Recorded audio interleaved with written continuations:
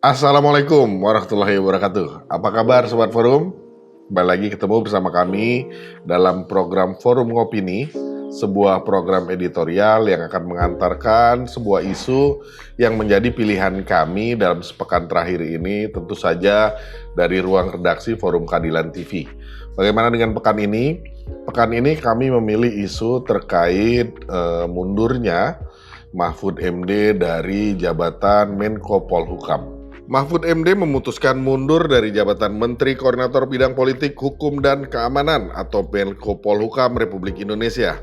Hal tersebut dikatakan Mahfud MD di Lampung Tengah pada Rabu 31 Januari 2024. Awalnya Mahfud menyinggung pernyataan calon presiden nomor urut 3 Ganjar Pranowo yang menyebut bahwa pasangan calon itu sebaiknya mundur dari jabatan termasuk dirinya. Mahfud pun membenarkan perkataan Ganjar tersebut. Ia juga mengatakan bahwa sudah lama dirinya sepakat dengan Ganjar untuk mundur, tetapi menunggu momentum yang tepat. Mahfud mengaku mundur karena tidak ingin mencampur adukan jabatannya dengan pencalonannya sebagai Cawapres 2024 mendampingi Ganjar. Akhirnya, Mahfud MD pun resmi mengundurkan diri dari jabatan Menko Polhukam Republik Indonesia.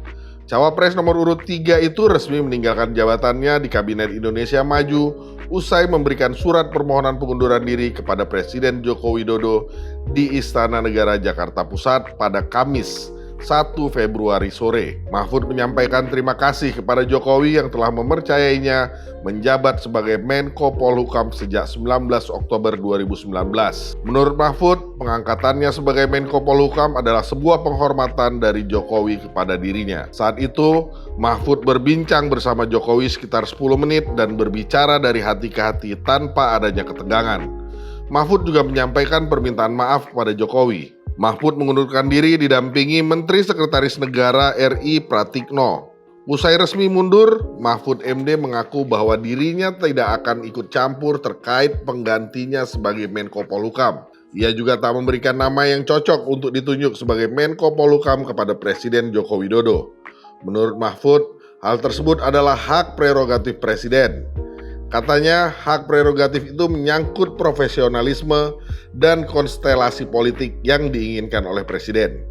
Mahfud juga mengatakan bahwa setiap pelaksana tugas atau PLT Menteri akan dibekali oleh Presiden. Sebab saat itu ia menjadi PLT Menpan RB dan PLT Menkominfo, ia juga diberi pembekalan terlebih dahulu oleh Presiden. Pada Jumat 2 Februari saat berpamitan dengan jajarannya di Kemenko Polhukam Jakarta Pusat, Mahfud MD mengungkapkan alasannya mundur dari jabatan Menko Polhukam.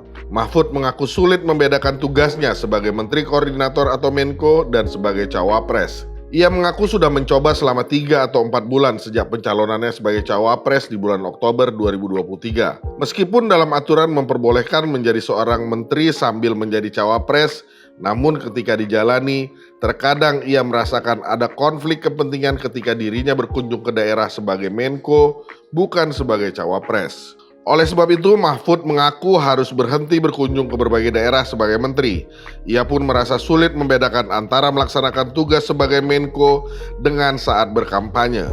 Mahfud juga merasa sulit untuk selalu hadir di kantor saat beberapa pekerjaan menunggu. Menurutnya, mengemban 2 jabatan sekaligus memang memiliki potensi menimbulkan konflik kepentingan. Kemudian, Presiden Joko Widodo mengatakan keputusan Presiden atau Kepres terkait pengunduran diri Mahfud sudah disiapkan.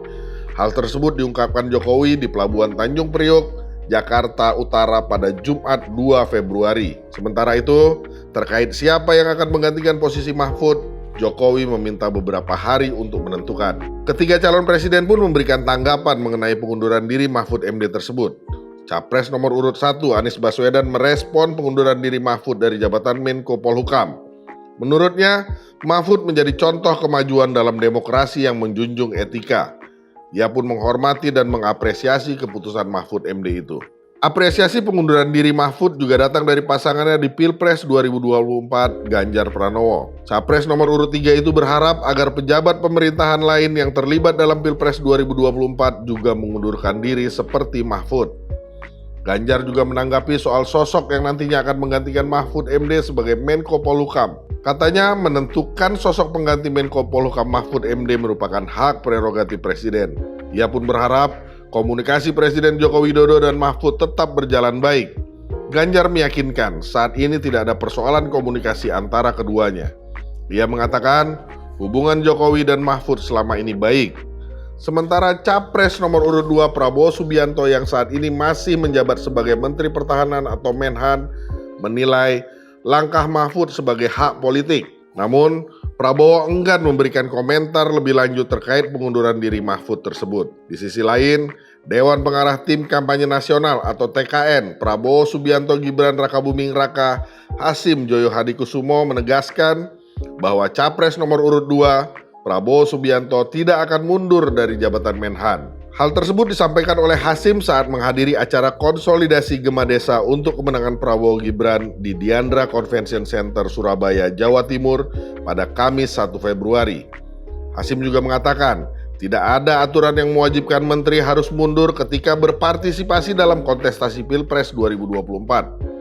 Menurut Hasim, Cawapres nomor urut 3 Mahfud MD saja yang mengundurkan diri dari jabatannya sebagai Menko Polhukam. Presiden Joko Widodo pun menunjuk Tito Karnavian sebagai pelaksana tugas atau PLT Menko Polhukam Republik Indonesia. Penunjukan Tito yang merupakan Menteri Dalam Negeri ini usai Presiden Jokowi menandatangani keputusan Presiden atau Kepres nomor 20/P tahun 2024 yang berisi pemberhentian dengan hormat Mahfud MD sebagai Menko Polhukam.